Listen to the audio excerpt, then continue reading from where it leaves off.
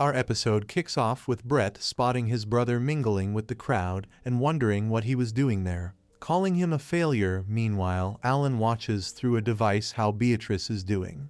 Discovering that the general's murder and the use of monsters in the attempts on Liza's life were planned by demons and the Westfelts, she wanted to know what their objective was, and the demon responds that they were going to die there anyway, and then he was going to narrate it like a funeral event.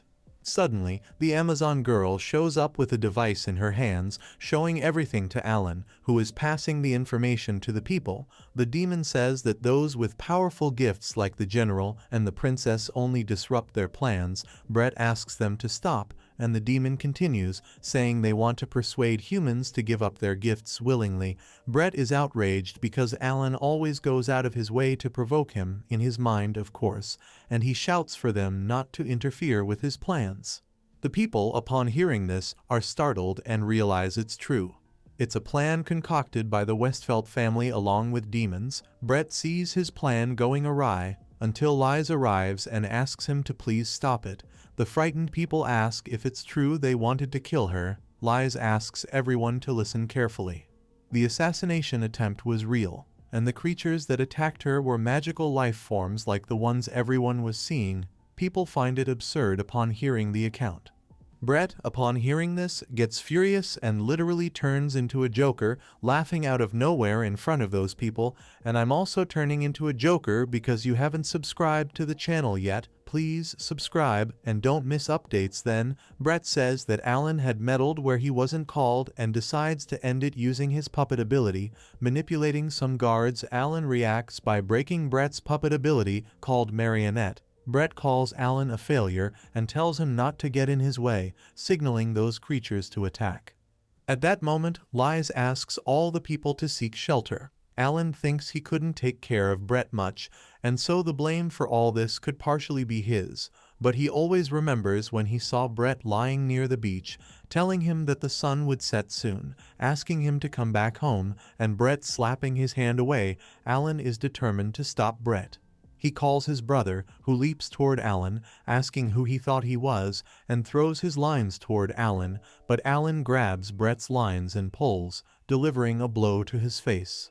A child starts crying, and Liz hugs the child, telling him everything will be okay. Alan approaches Liz and asks if he can leave the rest to her, and she says yes. Alan asks her not to look so worried, saying he needs to stop one more person, and Liz asks if it won't be painful for him. Alan remembers his father, Craig, saying that Alan, as the heir to the Westfelt family, was more than a disappointment.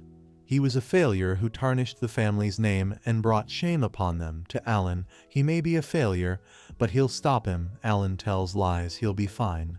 Then we see Beatrice and the Amazon fighting the demon. The demon sees that she's the girl Horus created. Beatrice appears and says she's now an ally, a reliable one. The demon thinks that if her skills were equivalent, she would be formidable. However, the demon decides it's better to flee at that moment. As he prepares to escape, the Amazon throws a knife that hits his shoulder, and Beatrice goes to attack him next. The demon falls to the ground, and Beatrice asks if everyone is okay. The vice captain says yes, but he has many questions he'd like to ask Beatrice, but first he thanks her. Beatrice says it's been a long time since she's seen Clark. However, they don't have time for reminiscing at the moment. When they hear an explosion, they realize it wasn't the only place the demons were attacking. To sow chaos in the capital, they were attacking several points. Beatrice asks for support from all those who still had strength.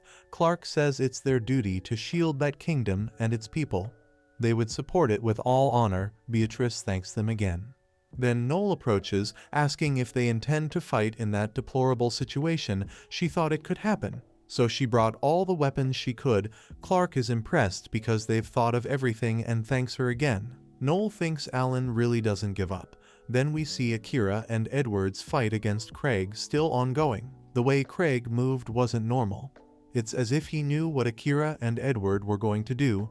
Edward says his gift is called the Funeral Agent. It allows Edward to see the future, but it requires a lot of concentration. So it's not something that can be easily used in battle. Edward asks Craig if his thirst for power was that great. Mariel wouldn't approve of something like that. Craig says he foresaw her death countless times. And he remembers how countless times, when he could avoid a prediction, he changed some things, but no matter what he did, he couldn't prevent her death, so he has a flashback. Mariel said that Craig had already done enough for her. Craig feels bad because he couldn't do anything. He despaired countless times. Her life was a mere toy of gifts, actually of the gods. For Craig, Holy Grail, as the title Sacred Mother says, Mariel's gift was destined to become the mother of a hero. But what was born was someone who didn't even have a gift, a failure for Craig. He doesn't understand why Mariel died and starts bleeding from his eyes. He doesn't understand because her destiny had been traced by the gods, so all those gifts and that whole world deserved to disappear for Craig. For Akira, all Craig was doing was whining. In short, he doesn't accept losing a loved one. Craig thinks Akira was right. He was paying too much attention to unnecessary things. Craig then trades the light of his life force for more power. Akira decides to attack him, telling him to wake up. Craig also launches a power at Akira. Akira is worried because her powers were balanced until Craig's power became denser and ends up hitting Akira, who is thrown and hits the wall. Edward realizes that Craig's power comes from demons. Craig starts laughing.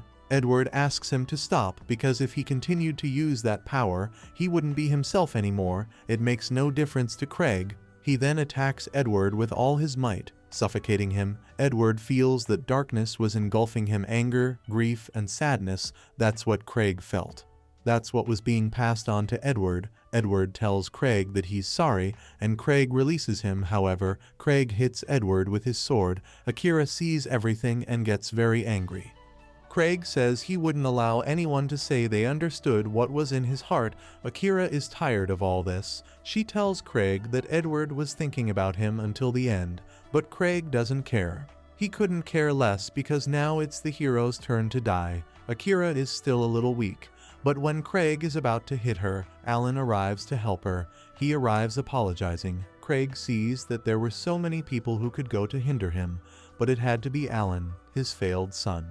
Alan thinks his father is right. If possible, he would like someone else to live in his place. Craig tells Alan to get out of there immediately. No matter what Alan did, Craig felt disgusted, and then Craig launches a powerful attack on Alan. However, it has no effect, and he doesn't understand because his hatred wasn't something so small. Craig asks who the hell he was. Alan says he already knew. After all, it was he himself who had said that he was a failure. Craig doesn't disagree and prepares for another attack, and Alan says that even though he's a failure, there are people he couldn't simply abandon, and he was sure his mother would never have wanted that. So Alan prepares to attack too, but Craig gets very angry, telling Alan not to talk about Mariel, and he hits Alan, but Alan resists. Alan feels Craig's feelings. It's as if he's trapped in ice, endless despair. He remembers when his mother was dying, and Craig was crying a lot. That memory, he didn't know how much love his father had for his mother. It may be that Alan had avoided knowing. A person's weakness is to make them change their behavior instantly. Alan knew that pain very well. He looked away, did what he could to not get involved. But there were people who believed in him. They still existed in that world, and if that was the case, Alan would stop him. And so, he unleashes an attack on Craig, called Demon Slayer Sword, Blooming of the 100 Flowers.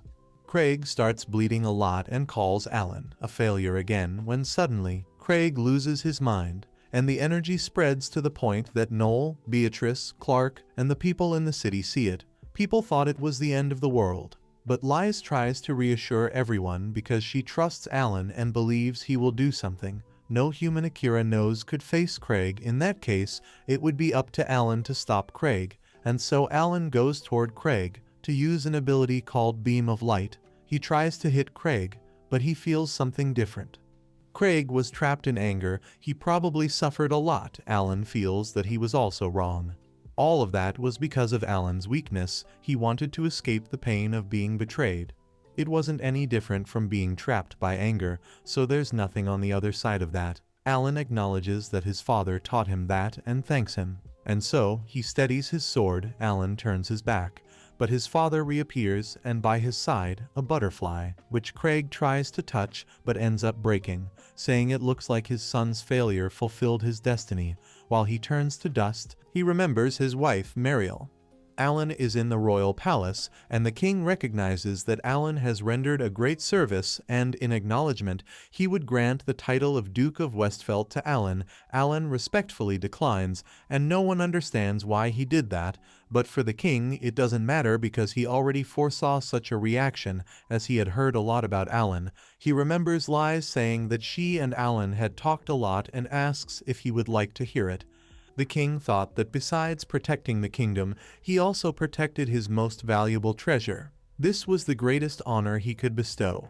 Then Alan is with Noel and the Amazon. Noel asks Alan if he's going to Granholm, and he says that despite, it was a practical place, until Lies arrives to talk to them, saying she finally found them. She wanted them to let her come along too, and Alan gets a little confused. Lies says it's for the good of her own lands as well.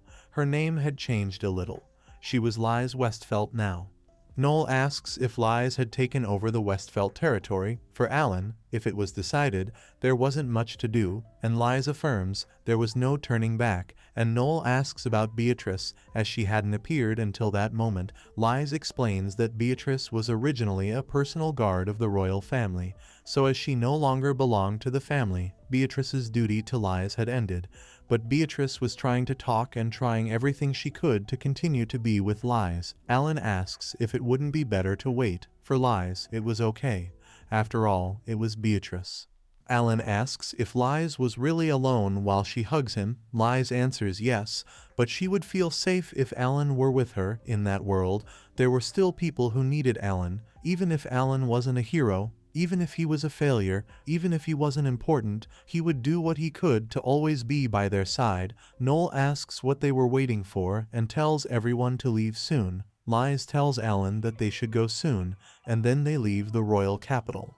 Noel says that kingdom never ceases to amaze her because they gave a very good reward. Alan was thinking of buying a mansion and living the good life. Noel says that in that case, she would spend her days lying down. Lies didn't think it was fair. A girl looking out the window thought she just took a peek and saw that Alan wasn't feeling well. She didn't even understand why he wanted to reincarnate because he couldn't contain himself.